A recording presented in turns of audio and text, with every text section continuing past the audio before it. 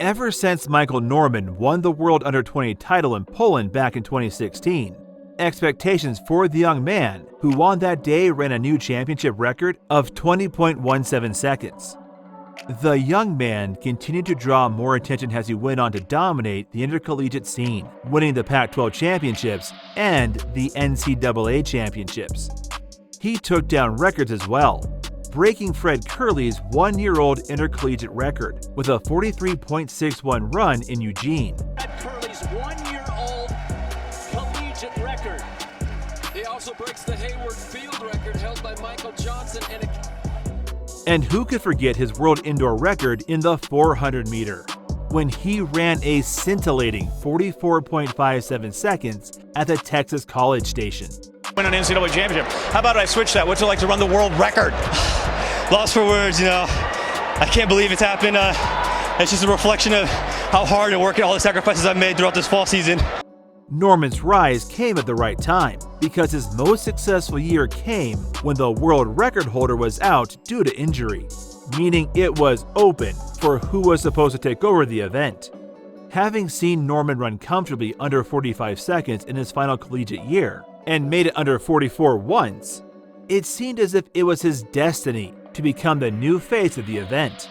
Because as strong as Kerley looked, Norman looked like a more scary prospect.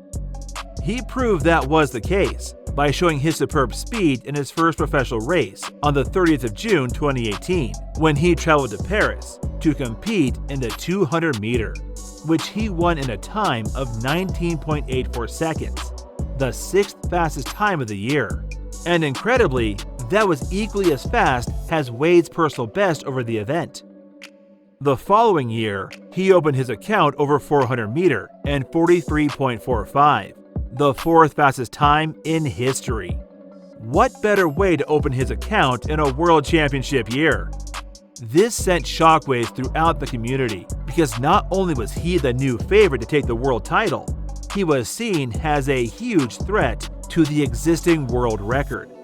Added to his 43.4, he ran 19.70 seconds in the 200-meter event, proving to the world he was in shape and ready to take on the world's very best.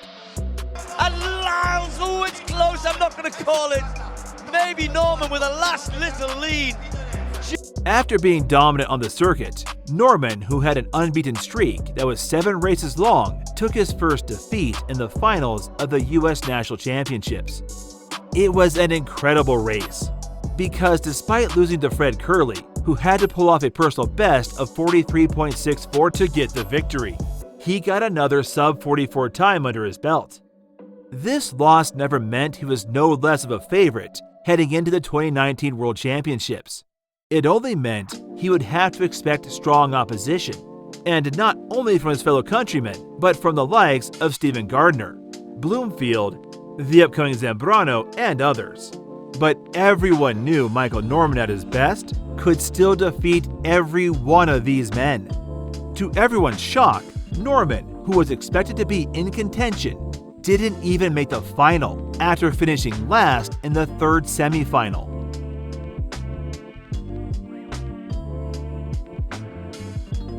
While many could argue that this was his first time at this level of competition, his performances 2 years later in Tokyo would throw that argument through the window. After a year when he ran 9.86 in his first 100-meter in nearly half a decade, hopes were once again high for the American, especially with Kerley dropping down to the shorter sprints. He was expected to at least bring a medal home in one of the country's most successful events. The signs weren't good from the preliminaries, as he lost to a Dutchman, Lee Marvin Bonavisia, qualified to the semis where he finished behind Stephen Gardner to automatically qualify for the final. Getting to the final was a step forward from his 2019 disappointment. However, he also disappointed at Tokyo, as he got out extremely quick, running hard the first 200 meters. But then by the second half of the race, he was gassed, and eventually finished 6th, once again failing to make it on the podium. Later on in the games, he helped the United States to take gold in the men's 4x400 meter relay, a proud moment for him. But that doesn't take away the fact that he is losing important races, and losing them to guys who he beat on the circuit. This proves the answer isn't that the competition is too strong for him to get a medal, but it is his inability to execute his best races at the right time. This is an issue we have seen in the past, and one we will continue to see. So for Michael Norman, who is clearly one of the most talented sprinters to emerge in the last couple of years, he has to answer that million-dollar question if he is to take over and take his place among the greats.